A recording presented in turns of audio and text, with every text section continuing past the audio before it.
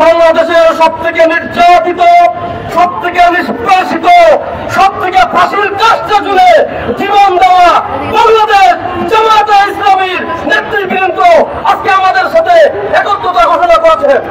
সম্মানিত উপস্থিতি, বাংলাদেশের ইতিহাসে বাংলাদেশ জামায়াতে ইসলামী থেকে এত গুম, এত খুন, এত হত্যা, এত গ্রেপ্তার বাংলাদেশের কোন রাজনৈতিক দল বাংলাদেশে হয়নি।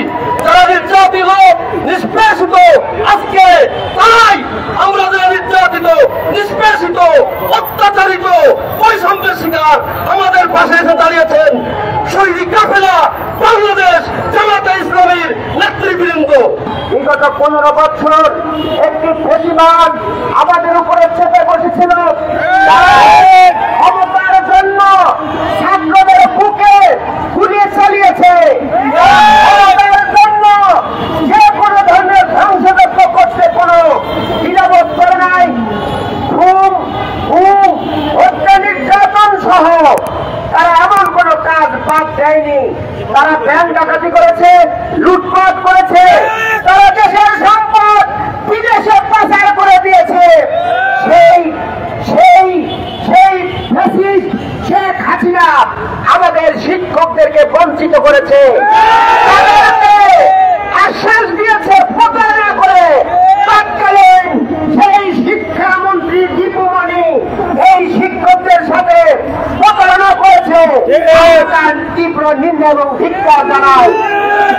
ভাই এবং বন্ধুগণ, ছাত্রদের আন্দোলন আমার জনসাধারণের আন্দোলন যখন এই ফ্যাসিস্ট পালিয়েছে, তাদের দল পালিয়েছে, এখন যারা অন্তর্বর্তীকালীন সরকারের দায়িত্ব পালন করছেন তাদের কাছে আমাদের উদাত্ত আহ্বান, আমরা এই শিক্ষকদের ন্যায়সঙ্গত অধিকারের প্রতি আমরা একাত্মতা ঘোষণা করছি।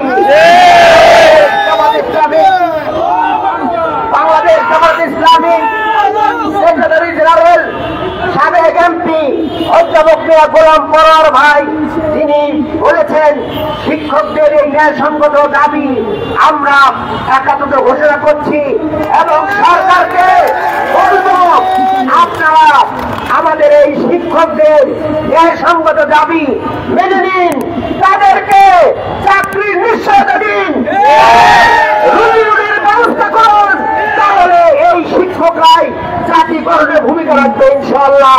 আমরা চাই বিগত সরকারের যারা প্রেতাত্মা আছে তারা এখনো ষড়যন্ত্র চালিয়ে যাচ্ছে এবং অন্তর্বর্তীকালীন সরকারকে বিব্রত করার জন্য আমাদের এই ব্যাপারটা বারবার আশ্বস্ত করা হলেও তারা হতে দিচ্ছে না, অর্থাৎ মায়ে তারা চালাচ্ছে।